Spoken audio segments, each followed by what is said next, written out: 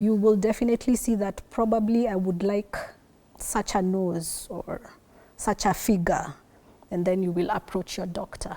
So I would attribute it to exposure, social media and internet, because when we were young, we didn't have mobile phones, we didn't have internet.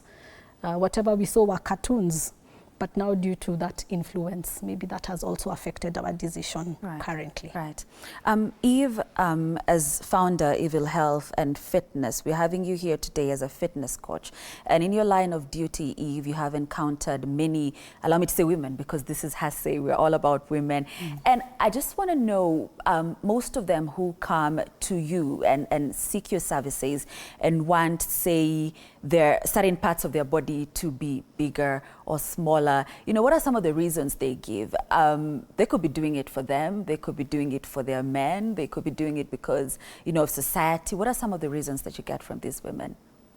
Speaking in general, most women we always have a blanket statement that we are doing it for ourselves, which is so beautiful in itself and so encouraging. But the truth is, there is a standard we are trying to meet. Whether it's a societal standard, whether it's a standard of you being appreciated more or accepted more in whatever space you are in, that is per individual basis. But what I know is that the internet plays a big role, and perfection has created a state where, you know, you see anything on the internet and it goes, and you don't know whether that thing is photoshopped, you don't know what it is, but you want to look close to that as much as you can, you know.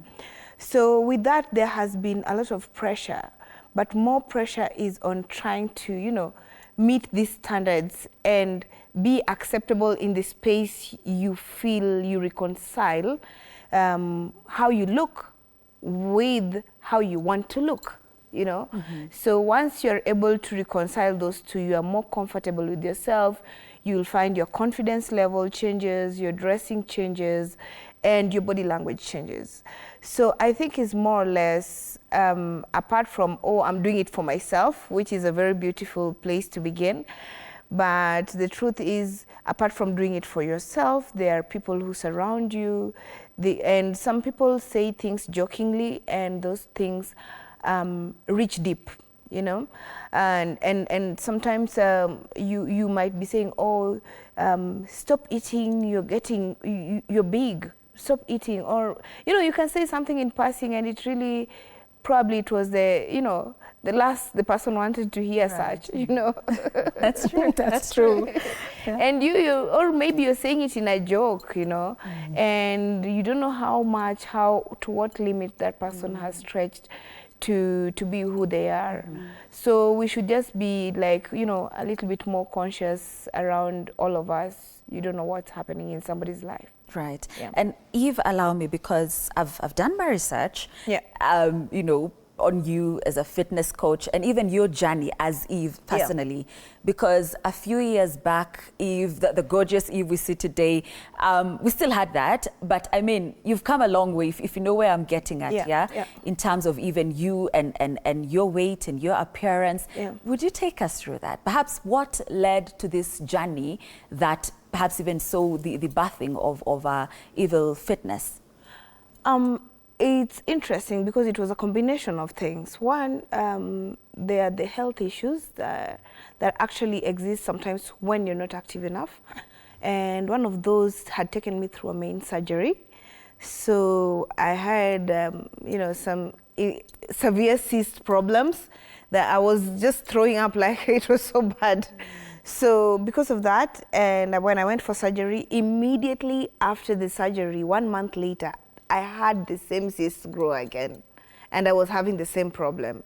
So I asked myself one question: how many times will I keep on going for surgery? Right. Which led me to trying to find out and study on behalf of women. I train both men and women, but I'm a bit passionate, especially when it comes to women, because we have a lot of hormonal things going on, and, you know, our life is just a whole, you know, array of things happening in there.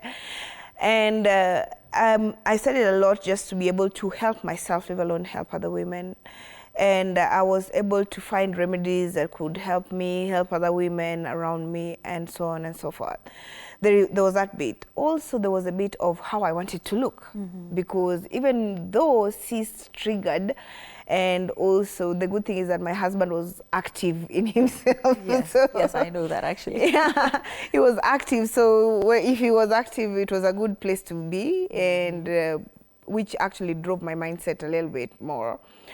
But also there was an ideal shape that I wanted, and most of us, and ladies come to me all the time, oh, I want this snatch like this, my bum like this, you know, and they have all this description of this sculpture they want to be, but they don't know the route of how to get there.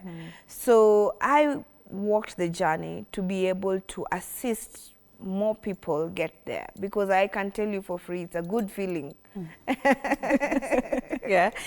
So we appear to have, you know, options here. You can go the fitness way, you can diet. We're going to talk about that, by the way. Yeah, right. But there's also the option of cosmetic surgery, which is why you're here, Doc.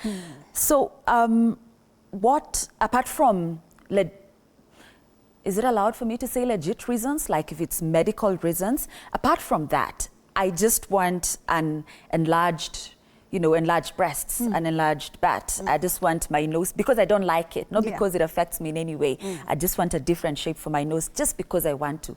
What should I know before going for any cosmetic surgery procedure? So basically the first thing is, yes, which type of procedure do you want? Then I